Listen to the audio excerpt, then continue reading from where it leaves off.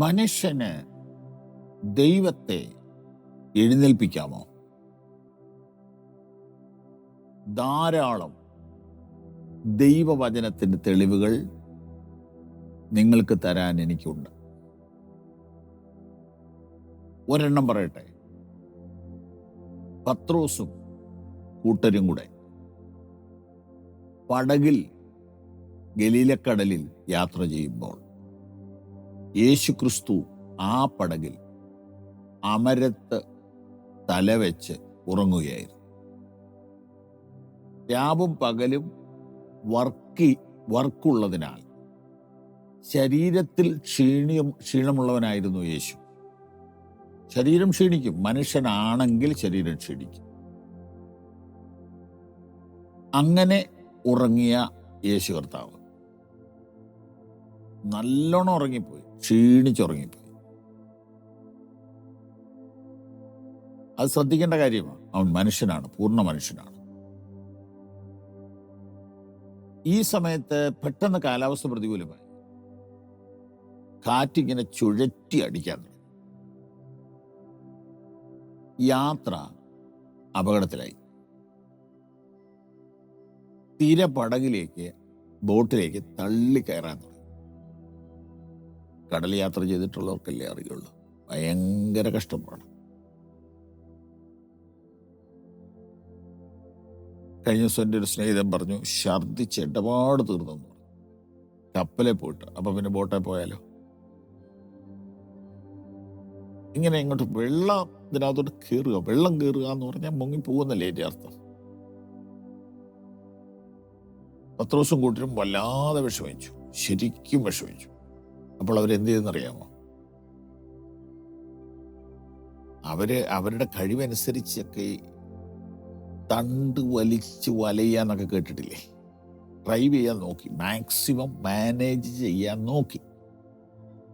അവരുടെ കൈയും കാലും മനസ്സും കുഴഞ്ഞപ്പോൾ അവരോർത്ത്, യേശു ഉണ്ടല്ലോ ഇവിടെ, കർത്താവിനെ ഇങ്ങനെ കുലുക്കി, ഗുരു, ഞങ്ങൾ നശിച്ചു പോകുന്നില്ല, നിനക്ക് വിചാരമില്ലയോ? പെട്ടെന്ന് കർത്താവ് എഴുന്നേറ്റു. സംഗതിയാകും മോശം അന്തരീക്ഷമാണ്. കർത്താവ് പൂർണ്ണ മനുഷ്യൻ മാത്രമല്ല, പൂർണ്ണ ദൈവമാണ്. കർത്താവ് അവിടെ ഇരുന്നുകൊണ്ട് കൈ ഇങ്ങനെ പിടിച്ചിട്ട് പറഞ്ഞു, കാറ്റേ അടങ്ങുക, കടലേ ശാന്തമാകുക. പെട്ടെന്ന് 48 മണിക്കൂർ കഴിഞ്ഞിട്ടല്ല, പെട്ടെന്ന് കാറ്റങ്ങ് നിന്നു. പെട്ടെന്ന് തിരയങ്ങ് ഇറങ്ങിപ്പോയി. 1 മിനിറ്റിനുള്ളിൽ എല്ലാം ശാന്തമായി. ഒരിക്കലും പ്രകൃതിയിൽ അങ്ങനെ നടക്കത്തില്ല. കാരണം കാറ്റടങ്ങിയാലും തിര അടങ്ങാൻ ഒത്തിരി സമയമെടുക്കും. ഇത് ഓൺ ദ സ്പോട്ടിൽ ലോക്ക് ചെയ്ത പോലെ നിർത്തി.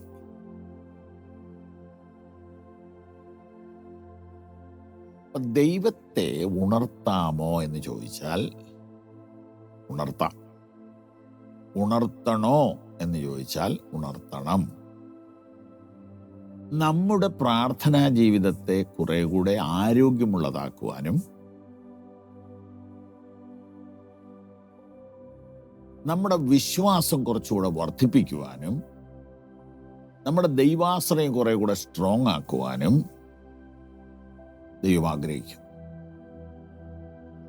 അതുകൊണ്ട് അവൻ നമുക്ക് ഇങ്ങനെയുള്ള അവസരങ്ങളെ ഒരുക്കി തരും. ദൈവത്തിന് മഹത്വം, ദൈവത്തിന് മഹത്വം. പ്രിയരെ, ഇത് നിങ്ങൾക്ക് ഗ്രഹിക്കാൻ ബുദ്ധിമുട്ടില്ലല്ലോ. വചനം നോക്കാം. സങ്കീർത്തനം 10:12.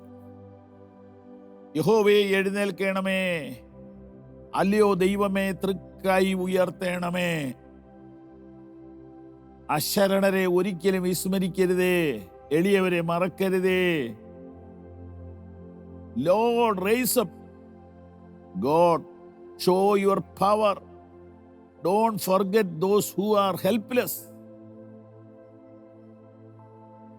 ദൈവമില്ല എന്നും വിചാരിച്ചുകൊണ്ട് തെറ്റിദ്ധരിച്ചുകൊണ്ട് അഹങ്കരിക്കുന്ന ദുഷ്ടന്മാരുടെ ഇടയിൽ ദൈവത്തെ ഉണർത്തുന്ന ഭക്തന്മാർ എഴുന്നേൽക്കട്ടെ. ഇതാണ് ഇന്നത്തെ ദൂത്.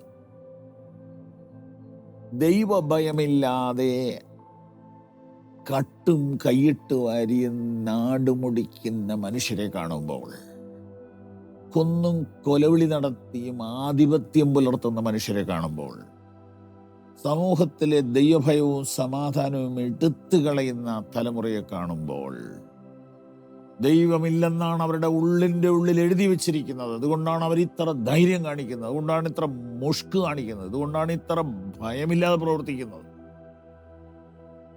പ്രായമുള്ളവരോട് ഭയമില്ല, അപ്പനോട് ഭയമില്ല, അമ്മയോട് ഭയമില്ല, അധ്യാപകരോട് ഭയമില്ല, പോലീസിനെ ഭയമില്ല. പോലീസ് ഞങ്ങൾക്ക് പുല്ലാണെന്നല്ലേ പറയുന്നത്. പോലീസിനെ തല്ലുന്നു. ഇതൊക്കെ ഈ കുറച്ച് കാലമായിട്ട് സ്ഥിരം കണ്ടുകൊണ്ടിരിക്കുക. ഒരു സ്ത്രീ പോലീസിനെ അടിക്കുന്നത് ഞാൻ യൂട്യൂബിൽ കണ്ടു, വീഡിയോയിൽ കണ്ടു, വാർത്തയിൽ കണ്ടു. ഭയങ്കരം. ഈ സമൂഹത്തിൽ ദൈവമുള്ളവൻ എന്ത് ചെയ്യണം? ദൈവത്തെ എഴുന്നേൽപ്പിക്കണം. പ്രാർത്ഥനയ്ക്ക് സമൂഹത്തെ ചലിപ്പിക്കാൻ കഴിയും. പ്രാർത്ഥനയ്ക്ക് ദൈവത്തെ ചലിപ്പിക്കാൻ കഴിയും. ദൈവത്തിന് സമൂഹത്തിന്റെ സ്ഥിതി മാറ്റാൻ കഴിയും.